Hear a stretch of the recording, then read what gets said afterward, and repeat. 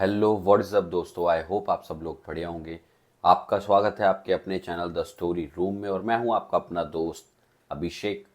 आपके लिए लेके आया हूं एक और डरावनी खौफनाक कहानी जो कि आ रही है सीधा हिमाचल प्रदेश से। हिमाचल प्रदेश में शिमला की ये कहानी है और ये काफ़ी ज़्यादा खतरनाक कहानी है। जब ये कहानी मैंने सुनी तो भाई मैं भी काफ़ी डर गया था और मुझे लगा कि ये कहानी तो ज़रूर ही फीचर करनी चाहिए अपने चैनल पे। तो ये कहानी काफ़ी ज़्यादा खतरनाक बोन चिलिंग कहानी होने वाली है भाई लोग। आपको मज़ा आने वाला है इस वीडियो में। वीडियो को बिल्कुल एंड तक देखना, बिल्कुल भी स्किप मत करना। अगर वीडियो अच्छी लगे तो वीडियो को लाइक शेयर सब्सक्राइब कर देना। अपने दोस्तों के साथ इस वीडियो को ज़्यादा से ज़्यादा शेयर करना। अगर आपके पास भी ऐसी कोई कहानी है तो बिना देरी करे मेरे इंस्टाग्राम या फिर मेरे ईमेल अकाउंट पे जाओ और अपनी कहानी मुझे डिटेल के अंदर लिख के तुम भेज सकते हो। दोनों के लिंक डिस्क्रिप्शन में है। बिना देर करे स्टार्ट करते हैं अ बोन चिलिंग हॉरर स्टोरी। ये कहानी है दीपक नाम के एक लड़के के बारे में जो कि एक छोटे से गांव में रहा करता था। उसके पापा ने काफ़ी मेहनत करके उसे स्कूल में एडमिशन दिलवाया था और उसे पढ़ा लिखा रहे थे। अच्छा खासा वो पढ़ रहा था, ट्वेल्थ के एग्ज़ाम वो दे चुका था और आराम से उसके बाद उसका एडमिशन हो जाता है एक बढ़िया गवर्नमेंट कॉलेज में। एमबीबीएस कर रहा था वो और वो पढ़ाई भी उसकी ख़त्म हो जाती है। लेकिन अच्छी खासी पढ़ाई करने के बाद वो हमेशा ये सोचता था कि यार नौकरी तो मुझे भी एक डॉक्टर की अच्छी मिल जाएगी, हो सकता है किसी बढ़िया शहर में बढ़िया नौकरी मुझे मिल जाए।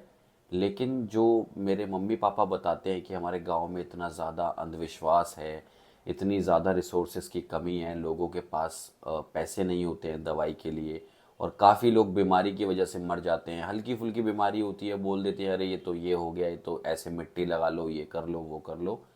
उस चीज़ों की वजह से इन्फेक्शन फैलता है और काफ़ी ज़्यादा उन्हें प्रॉब्लम होती है। तो वो फाइनली ये डिसाइड करता है, अपने पापा को बताता है कि पापा मैं ये चाहता हूँ कि मैं किसी शहर या बाहर जाके डॉक्टरी का काम ना करूँ, अपने गांव वालों के लिए ही कुछ अच्छा काम करूँ, एक हॉस्पिटल बनाऊँ और उन लोगों को ही मैं कुछ करके दूँ। तो उसके पापा बोलते हैं ये बहुत अच्छा सुझाव है। तो उनके ज़िले के जो पार्षद या जो भी विधायक वगैरह होते थे उन सब से उनने बात की और बोला कि मैं ऐसा कुछ करना चाहता हूँ। तो सरकार ने भी उसकी थोड़ी मदद की और फाइनली उसने अपना एक हॉस्पिटल अपने गांव में लगा लिया था। वहाँ पे वो रह के अपने गांव वालों को देखा करता था। सुबह शाम कोशिश करता था कि कोई भी एक भी ऐसा पेशेंट ना हो जिसका इलाज वो ना कर पाए। हर किसी का इलाज करने की वो कोशिश करता था और अपने काम में वो पूरा बेस्ट था और बेस्ट देने की भी कोशिश करता था। काफ़ी बारी तो ऐसा भी हुआ कि उसने अपने गांव के लोगों का फ्री में इलाज किया। जिन लोगों के पास पैसे नहीं होते थे वो फ्री में इलाज करता था, उन लोगों का दवाइयाँ देता था। बस वो ये चाहता था कि उसके गांव के सारे लोग खुश रहें, तंदुरुस्त रहें और हमेशा सही रहें, बस और कुछ नहीं चाहता था वो। लेकिन काफ़ी बारी ना उसने एक चीज़ नोटिस की थी कि यार हमेशा अस्पताल में जो लोग आते हैं वो 6-7 बजे तक आते हैं शाम को।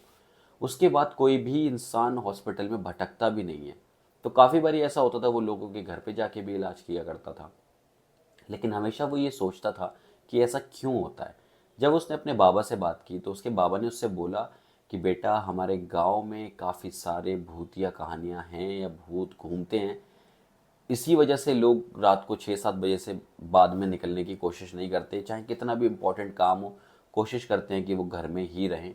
और बेटा तू भी बाहर मत निकलियो। और यही बातें ना उसने अपने हॉस्पिटल में भी काफ़ी लोगों से सुन रखी थी कि साहब 7 बजे के बाद आप बाहर मत निकला करो, घर पहुंच जाया करो टाइम से, आप इतना अच्छा काम कर रहे हो, अगर आपको कुछ हो गया तो हमारे गांव का क्या होगा।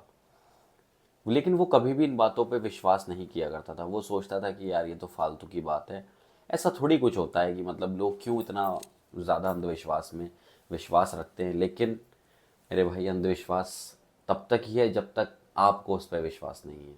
जिस दिन आपको उस पर विश्वास हो जाएगा तो अंधविश्वास से विश्वास तक आने में सिर्फ अंध का अंतर है और ज़्यादा कुछ नहीं।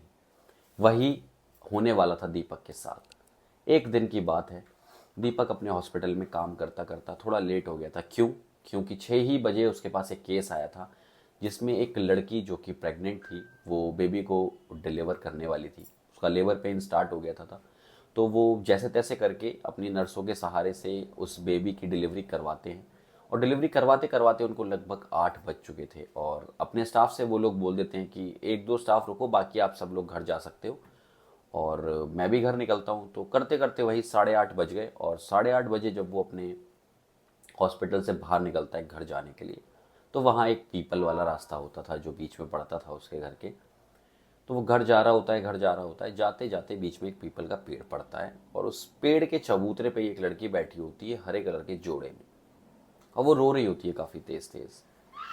अब जैसा कि मैंने आपको बताया, दीपक नर्म दिल था, वो उस लड़की के पास जाता है और उससे पूछता है कि क्या हुआ बहन जी, आप क्यों रो रहे हो। लड़की कोई जवाब नहीं देती। वो फिर से थोड़ा सा 2 कदम और बढ़ाता है और फिर बोलता है कि बहन जी आप क्यों रो रहे हो। तो 2 बार पूछने के बाद वो लड़की बोलती है कि मेरा पति किसी और लड़की को ब्याह के ले आया और मुझे उसने घर से बाहर निकाल दिया। अब मैं क्या करूं, मुझे नहीं समझ आ रहा, मैं कहाँ जाऊं, मैं क्या करूं। ये बात सुन के दीपक उससे बोलता है तो आप इसमें परेशान क्यों हो रहे हो, गांव के सरपंच को हम दिखाएंगे ना, चल के बोलेंगे उससे। तो बोलती है नहीं नहीं, गांव के सरपंच के पास नहीं जाना, मैंने सबसे बात कर ली है, कोई मेरी कोई मदद नहीं कर पाएगा। वो बोलता है कि आप फिर भी क्यों रो रहे हो, परेशान मत हो, आप मेरे साथ चलो, आप मेरे हॉस्पिटल में एक दिन रुकना, कल हम हॉस्पिटल से पुलिस स्टेशन जाएंगे और आपके पति की ये जो हरकत की है उसने, इसके बारे में पुलिस को बताएंगे, वो ज़रूर आपके पति को ठीक कर देगी। वो बोलती है कि ठीक है, और वो दीपक के पीछे पीछे चलने लगती है। अब दीपक को कैसे पता चलेगा कि वो उसके पीछे चल रही है या नहीं। तो उस औरत ने एक पायलें पहन रखी थी जोड़ी, और उसकी आवाज़ की वजह से दीपक को ये पता चल रहा था कि उसके पीछे कोई औरत, कोई लेडी चलती हुई आ रही है। थोड़ा दूर जाने के बाद दीपक उससे पूछता है कि आपका नाम क्या है। बिल्कुल सन्नाटा पसर गया, पीछे से कोई आवाज़ नहीं आई। दीपक ने दोबारा से पूछा आपका नाम क्या है। जब दोबारा उसने नाम पूछा तो पीछे से उसे पायलों की आवाज़ आनी बंद हो गई थी। दीपक जैसे ही पीछे मुड़ के देखता है तो उसे वहाँ पे कोई भी लड़की नहीं दिखाई देती। और ये चीज़ देख के वो बहुत डर गया कि मतलब वो कहाँ चली गई। हो सकता है कि शायद वो डर के चली गई हो, शायद मेरे साथ नहीं जाना चाहती थी वो। फिर दीपक वहाँ से थोड़ा सा आगे बढ़ता है तो वो क्या देखता है, वहाँ एक आदमी खड़ा हुआ उसे दिखता है, जो उसके गांव में नया सा था। उसको तो नहीं लग रहा था कि ये उसके गांव का ही है, लेकिन वो दीपक से बोलता है कि दीपक तुम इतनी रात में गांव में क्यों घूम रहे हो, तुम्हें कितनी बार लोगों ने मना किया है कि रात को नहीं घूमा करते, तुम फिर रात को क्यों घूम रहे हो। दीपक बोल रहा था कि अरे कुछ नहीं, वो मुझे कुछ काम था तो काम निपटा के घर जा रहा था, बस अभी मुझे एक लड़की दिखाई दी, उसकी मदद करने के लिए रुक गया था, लेकिन कोई नहीं, अपना घर जा रहा हूँ। तो दीपक बोलता है कि मैं घर जा रहा हूँ। तो दूसरा आदमी बोलता है ठीक है चलो टाइम से घर जाओ, और दीपक अपने घर चला जाता है। घर जाने के बाद दीपक रात को उसी लड़की के बारे में सोच रहा होता है कि ये क्यों हुआ, ये कैसे हुआ, वो लड़की कहाँ गायब हो गई। अगर अब कभी दोबारा से वो लड़की मिली तो मैं ज़रूर उससे उसका नाम पूछूंगा।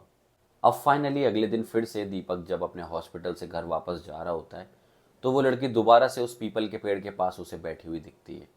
वो फिर से भागता हुआ इस बार उसके पास जाता है और उससे बोलता है अरे कल मैं आपसे आपका नाम पूछ रहा था, आपने मुझे अपना नाम ही नहीं बताया, और कहाँ आप गायब हो गए थे, अब फिर से आप रो रहे हो। आपसे बोला ना कि आप परेशान मत हो, मैं कुछ ना कुछ आपके लिए ज़रूर हेल्प करूँगा, आप मुझे अपना नाम बताओ, आपका नाम क्या है। और उधर से एक आवाज़ आती है, कमली। ऐसे बोल के वो लड़की बैठी हुई चबूतरे पे से उड़ने लगती है, और जैसे ही वो अपना घूंघट हटाती है तो दीपक उसका मुंह देख के डर जाता है। वो काफ़ी खौफनाक लग रही थी।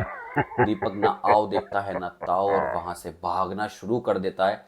जैसे ही दीपक भागना शुरू करता है तो वो आदमी फिर से उसे वहां मिलता है। उस आदमी से डरते हुए दीपक बोलता है मैंने अभी एक कमली नाम की लड़की को देखा, वो ना उड़ रही थी, उड़ उड़ रही थी वो। तो वो आदमी दीपक से बोलता है मैंने तो तुमसे पहले ही कहा था कि रात को मत निकला करो, और कमली को तुम कैसे देख सकते हो, कमली तो बहुत पहले ही मर चुकी है। कमली का पति इस गांव का काफ़ी नामी आदमी था, राज ठाकुर। और एक दिन ऐसा हुआ कि वो एक दूसरी औरत को शादी करके घर ले आया। कमली ने जब उसे अपोज करने की कोशिश की तो उनने कमली को धक्का मार के घर से बाहर निकाल दिया। और जब कमली दोबारा से अपने सरपंच के पास गई तो सरपंच की निगाह वैसे ही सारी लड़कियों पे, औरतों पे गंदी रहती थी। उसने कमली से बोला कि तू मेरे से शादी कर ले। कमली बहुत ज़्यादा परेशान हो गई, डर गई, उसे नहीं समझ आया कि उसे क्या करना चाहिए, और कमली ने कुएं में कूद के अपनी जान दे दी। तो तब से तो कमली मरी गई है, कमली को किसी ने भी नहीं देखा, तुमने कमली कैसे देखी? उसने बोला नहीं मैंने देखी कमली, मैंने वहाँ देखी, बताया उसने पेड़ के पास। तो वो बोलता है नहीं आओ मैं तुम्हें दिखाता हूँ, कमली की लाश अभी भी तैर रही होगी पानी में। वो जैसे ही नदी के पास उसे लेके जाता है दीपक को, तो दीपक क्या देखता है कि वहाँ दो लाशें तैर रही थी। उसमें से एक लाश दीपक की खुद की थी और दूसरी लाश उस आदमी की थी जो आदमी उसे वहाँ लेके गया। दीपक उससे पूछता है कि ये तुम्हारी लाश कैसे यहाँ पे तैर रही है, तुम तो जिंदा खड़े हो और मेरी भी। वो कह रहा है कि तुम्हें क्या लगा इस गांव में सिर्फ एक ही भूत है, वो दूसरा भूत मैं हूँ और मैं कमली का पति हूँ। जब उस रात कमली मरी थी तो कमली ने अगले दिन मुझे और मेरी प्रेमिका दोनों को मार दिया था। जो भी हम दोनों में से किसी को दिखता है या हम किसी को दिखते हैं, हम उसे जिंदा नहीं छोड़ते। और आज तेरी बारी है।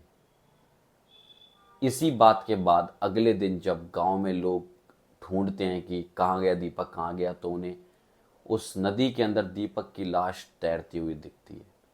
और इस तरीके से दीपक का अंत हो जाता है। तो यही एक कहानी थी जो शिमला के एक पास के गांव से आ रही थी। ये मुझे एक मेरे सब्सक्राइबर ने कहानी भेजी है। अगर ये कहानी आपको अच्छी लगी हो तो वीडियो को लाइक शेयर सब्सक्राइब कर दीजिएगा, बेल नोटिफिकेशन को ऑल कर दीजिएगा। जैसे ही मैं कोई वीडियो अपलोड करूंगा सबसे पहले आपके पास नोटिफिकेशन आएगा। और इस वीडियो को अपने दोस्तों के साथ ज़्यादा से ज़्यादा शेयर करिएगा।